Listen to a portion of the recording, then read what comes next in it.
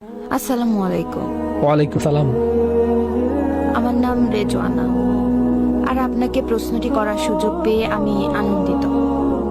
আপনাকে অনেক আস্তে শুনতে পাচ্ছি। আমার অনেক বান্ধবী আছে যারা তাদের অনেক সমস্যার কথা আমাকে বলে। এর বেশিরভাগই হলো বিয়ে সম্পর্কিত। অনেক সময় বাবা মায়েরা সন্তানদেরকে বিয়ে করতে বাধ্য করে থাকে। সামাজিক রীতিনীতির কারণে, অথবা ছেলে শিক্ষিত, বিত্তশালী, বাড়ির মালিক, ভালো চাকরি করে, এই সকল বিষয়ের জন্য।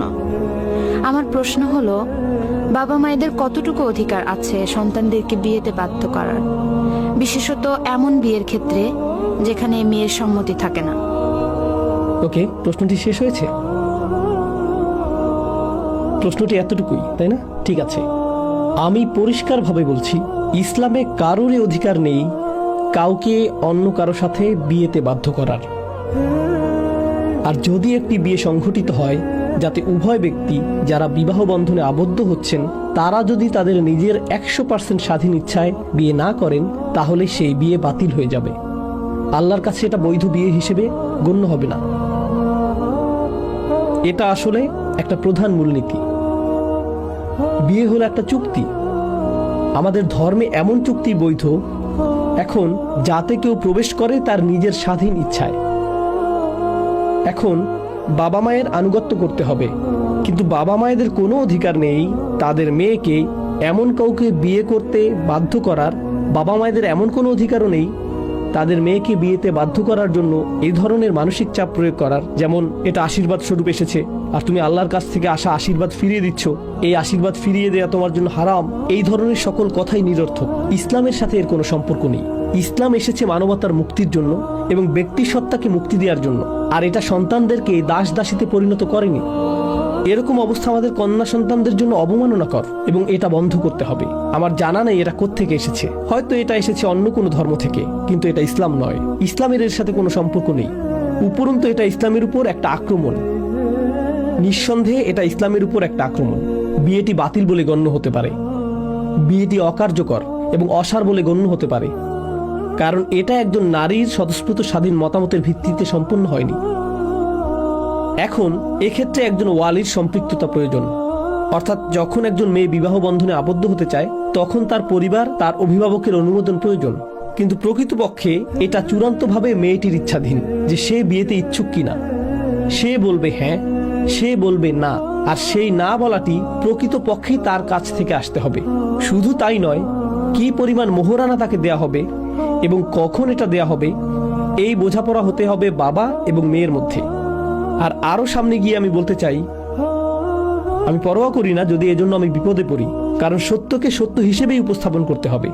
কখনো কখনো বাবা মায়েরা অত্যাচারী হয়ে যান। কোনো কোনো বাবা ঘরের কোনো ব্যয়ভার বহন করেন না। কখনো তাদের নেশায় আসক্তির মতো সমস্যা থাকে। এর ফলে ঘরের খরচ নির্বাহের জন্য মাকে কখনো দ্বিগুণ কাজ করতে হয়।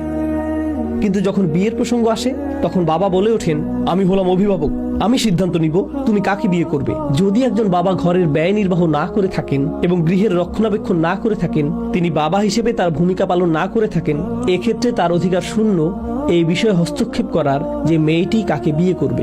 শূন্য। কারণ আপনি একটি ঘরের অভিভাবক তখনই হবেন যখন আপনি সেই ঘরের রক্ষণাবেক্ষণ করবেন, যখন আপনি সেই ঘরের সদস্যদের দেখাশোনা করবেন। আপনি নিজেই যদি সেই ঘরের প্রতি অত্যাচারী হন, তখন আপনি আংশিকভাবে ইসলামের একটি অংশ নিয়ে বলতে পারবেন না যে আমি এখন কর্তৃত্ব দেখাবো। এটা অত্যন্ত গুরুত্বপূর্ণ একটা বিষয়। আমার কথাগুলো এখন নিয়ে কেউ অপব্যবহার করতে পারে, বিশেষ কোনো পরিবারের উদ্বুদ্ধ কোনো পরিস্থিতির উপর। সে বলতে পারে, নোমান আলী খান এটা বলেছে, আমাকে তোমার কথা মতো চলতে হবে না। এতে আমি সমস্যায় পড়ব না, সমস্যায় পড়বেন আপনি। আপনি যদি এমনটা করেন তাহলে সুযোগের অসৎ ব্যবহার করা হবে।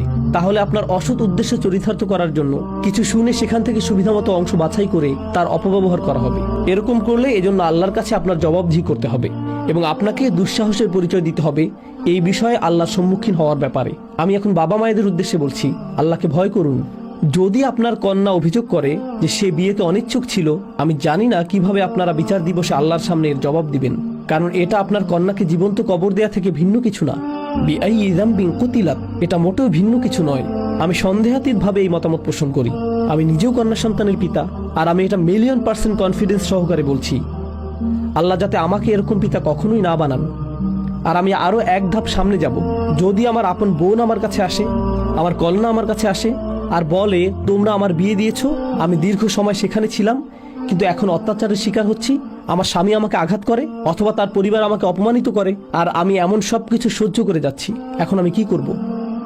আমি আল্লাহকে ভয় করি যদি এরকম কথা আমার মুখ দিয়ে বেরিয়ে আসে, দেখো তোমার যদি তালাক হয় এটা আমার পরিবারের সুনাম নষ্ট করবে, সমাজের কাছে আমরা কিভাবে মুখ দেখাবো, তোমার ছোট বোনকে কিভাবে বিয়ে দিব, তোমার ছোট বোনকে কে বিয়ে করবে? তোমার চক্ষু লজ্জা থাকা উচিত। পরিস্থিতির সাথে মানিয়ে চলো, সমস্যার কিছু নেই। আমাদের সবারই এমন বিষয় মানিয়ে চলতে হয়, সমস্যার কিছু নেই, এটা জীবনেরই অংশ। এটা কোন জীবনের অংশ? মুশরিকের জীবন, কাফেরের জীবন? ইসলাম এসেছে রহমত হিসেবে। ইসলাম এসেছে রহমত হিসেবে। পিতা হিসেবে আপনার লজ্জিত হওয়া উচিত যে আপনার কন্যা আপনার কাছে এসেছে অত্যাচারী স্বামীর হাত থেকে নিরাপত্তা পাওয়ার জন্য, আর আপনি বলছেন না, ফিরে যাও এবং আবারও অত্যাচারের শিকার হও, কারণ এটা আমার সুনাম নষ্ট করবে। আমার জানা নেই আপনি সন্তান জন্ম দিয়েছিলেন বা কেন। যদি আপনি পিতা হওয়ার অর্থই না বুঝেন, আপনার কন্যার নিরাপত্তা নিশ্চিত করুন, আপনার বোনের নিরাপত্তা নিশ্চিত করুন, কন্যার নিরাপত্তা নিশ্চিত করুন। আর যদি বাবা কিংবা ভাই এই কাজ না করে তাহলে চাচাদের এটা করা উচিত। দাদা দাদি এগিয়ে এসে সেই সকল মেয়েদের নিরাপত্তা নিশ্চিত করা উচিত, তাদের এটা করা উচিত। আমাদের ধর্ম হলো মুক্তিদানকারী ধর্ম, এটা কোনো কারাগার নয়, এটা কারো উপর অত্যাচার করতে আসেনি, বিশেষভাবে নারীদের উপর তো নয়।